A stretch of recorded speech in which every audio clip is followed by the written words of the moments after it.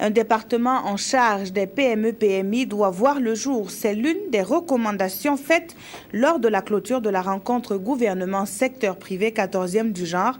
Dans la capitale économique, la journée d'échange a porté fruit à l'image des solutions consensuelles et pérennes dégagées par les parties prenantes. Les précisions dans ce reportage que signe Maxime Zongo.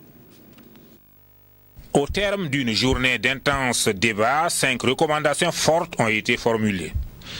La création d'un département spécifique chargé des PME-PMI, la poursuite des actions déjà engagées dans le cadre de l'amélioration du climat des affaires, l'accélération du processus d'adoption de la charte des PME-PMI, le renforcement des capacités d'intervention de la société financière de garantie interbancaire du Burkina et enfin, l'intensification de la lutte contre la fraude.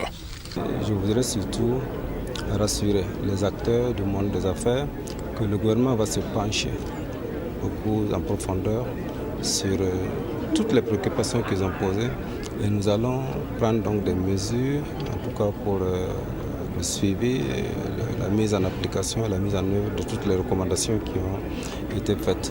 Le bilan que je dis, c'est que c'est un bilan positif. Vous savez que lorsque le gouvernement de transition dit qu'il va poser des actes, bien sûr, c'est des actions qui vont être, bien sûr, un référentiel.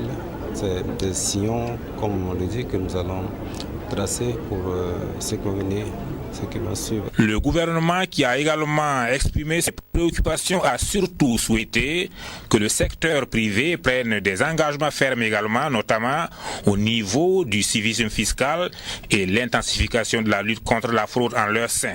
Ce que nous retenons des échanges, c'est la réaffirmation du rôle que le gouvernement de transition accorde au secteur privé, donc le soutien souhaité par les entreprises pour le financement de leurs projets. Le gouvernement a été à l'écoute.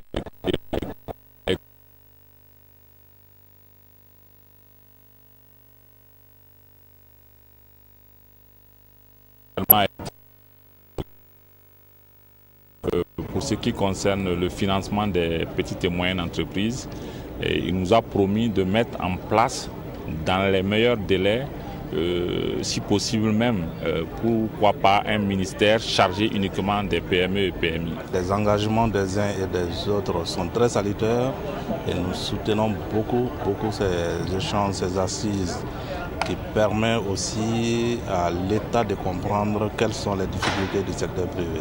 Les deux parties qui se félicitent d'avoir pu respecter ce rendez-vous annuel malgré un contexte particulièrement difficile ont promis d'entretenir de façon permanente ce cadre de dialogue qu'elles estiment très porteur.